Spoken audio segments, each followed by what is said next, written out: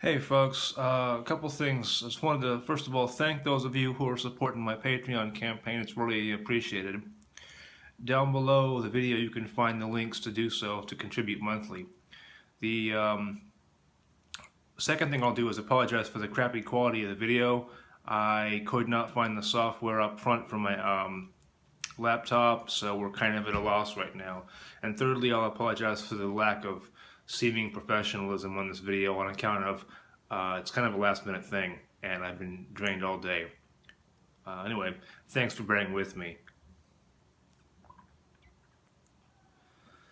The main thing I wanted to talk about with this really briefly is that a number of authors have noticed my high word count the last couple of days, in particular the last few months, and realistically over the last several years, when I sit down to write a project, to write a novel or a short story or what have you, it doesn't take me very long to really get through that first draft. And to be honest, aside from some minor mechanical things, that first draft is by no means perfect, because no first draft ever is, but it's pretty damn tight compared to, say, when I first started in this industry, 17 years ago. And I wanted to share with you guys real quick how that happens, because it's not just a matter of, oh, I've got the skill, which I do, but that only gets you so far, or the application of said skill, or whatever it is. I'm honestly going to strip away the ego for a second here and tell you what it really boils down to. And it's a very simple thing. Whether you are a pantser or a plotter as an author, the real crux of getting that story out has to do with understanding what the story really is about. And when you understand what the story is truly trying to say, then you'll understand how to construct the story, which words need to go in the appropriate places, and how they need to function. It'll give you the ability, it'll actually unlock a magical key for you that will not only make it easier to write the story, but then write your copy for Amazon, and if you are so inclined, write your SEO copy as well for the back of the book blurb. I know I just confused those two. Anyway, you know what I mean.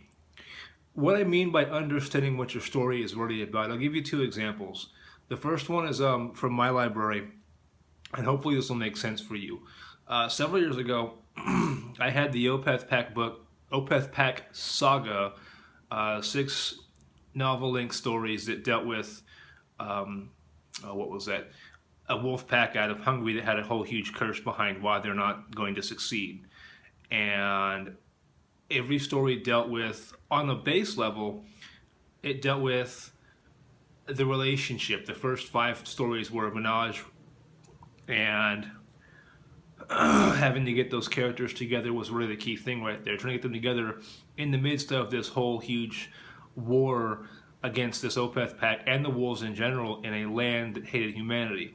So I initially thought that in the first book, for example, because of the scenario and the plotting that I'd set up with Josie having left Hungary and his lovers coming back to Texas and going, you got to come back with us for this thing. Sorry, it's actually cigar time, so you're going to get that. Anyway, instead of it being about the actual relationship, which it was, there was a central theme that ran throughout the entire series. And that theme, when I finished the last book and went back to go see if they're all tied together, that theme was very simple.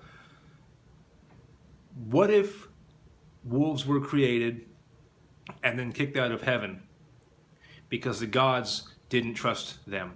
And it's probably more simple than that, honestly. I just haven't given it thought in several months. A bigger or easier way to look at this would be to take a look at the movie The Matrix. Ask yourself this question: what was it really about? And I mean just the first one. I haven't seen the second one and the third one, but I know from talking to Morgan Hawk that you don't need to.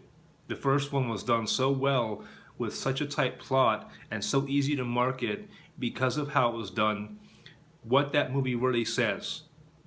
And when you understand what that movie really says, that's how you captivate your larger audiences. Now, to bring this back down to the writing aspect of things, everyone misunderstands the point of a first draft. Everyone thinks that it's got to be perfect. It has to be spotless. It has to be clean. You have to choose the right words in every single scenario. And you have to make sure the scenes line up and make sense. And you have to make sure that it all does X, Y, and Z. I'm here to call bullshit. Now, a disclaimer on that, because a couple of you I know are going to ding me for this.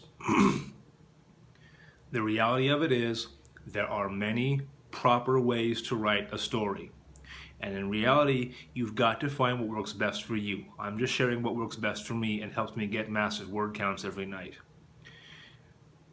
That being said, I'm not concerned about trying to bang out the Great American Menage novel or the Great American Romance novel. First of all, the Great American any novel doesn't sell. 17 years of experience in the industry says that. Literary is not what we're going for anyway, so don't even bother trying.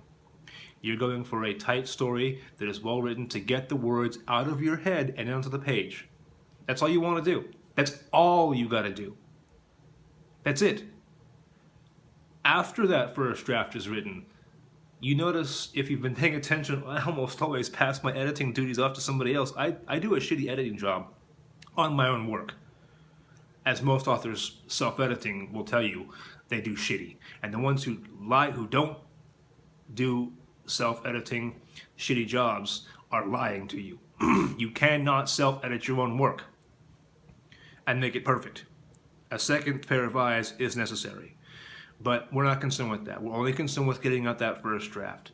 So every single scene in my head, every single area or idea that I have that comes into play with the story, comes from the fact that I understand story structure very well, and that actually came from Morgan Hawk, darkerotica.net. I'll post a link in the Patreon post down below for you on that.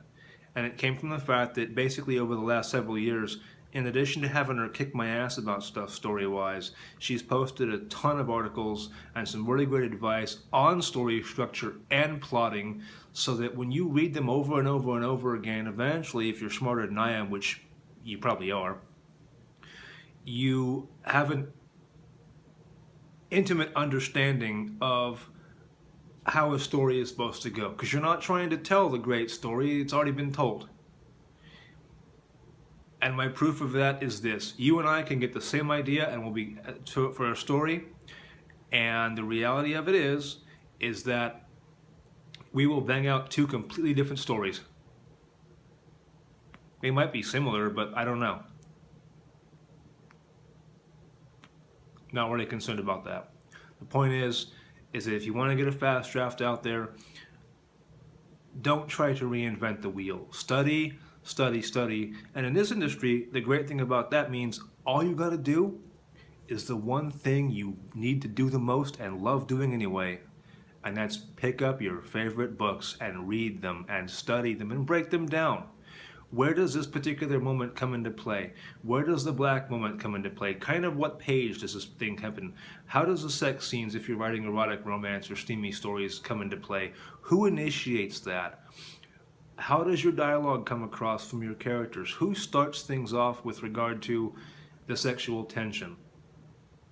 The authors that have proven track records, and I'm not talking about the indie ones who are ranking high on Amazon. I'm still confused as to how that's happening.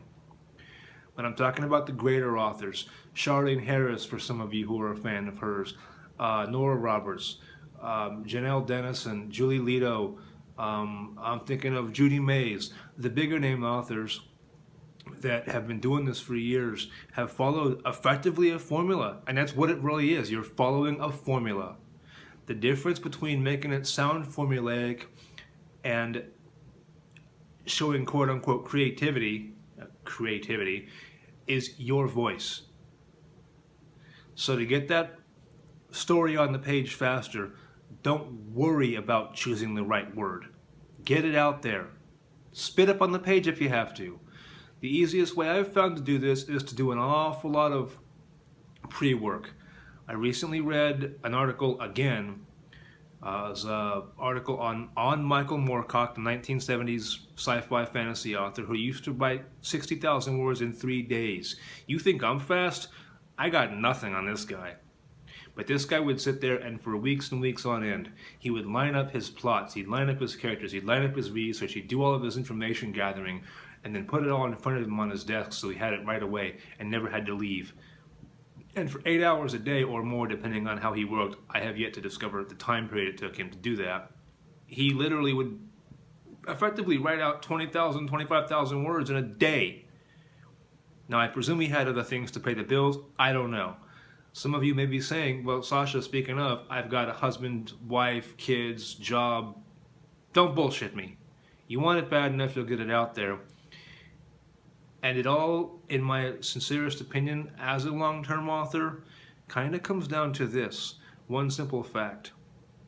Believing in yourself. If you're watching this video and you're actually paying attention to what the hell I'm saying and you're taking the words for what they are supposed to be, that's already a good start, because I have seen so many authors that have come across my path, and they're really talented voices. They're really phenomenal voices, or at least they will be once they start putting pen to paper and they learn some of the tricks and trades of the industry. But they don't have enough belief in themselves, so they hold themselves back. And we all know the biggest thing is fear is a mind killer. Doesn't matter what that fear is a mind killer. So if you're from my Night Riders group and you're catching the Patreon page post here, A, feel free to donate. It's a monthly thing. They don't charge you until the first of the month. B, thank you. Spread the word along, because it's my honest and sincere hope that we can reclaim the industry and put quality erotic romance, or quality literature of any genre for that matter, out there back on top. One last thing. Thank you for watching. Yeah, that's pretty much it. Good luck, and get the words out. You can do it. I know you can. Cheers.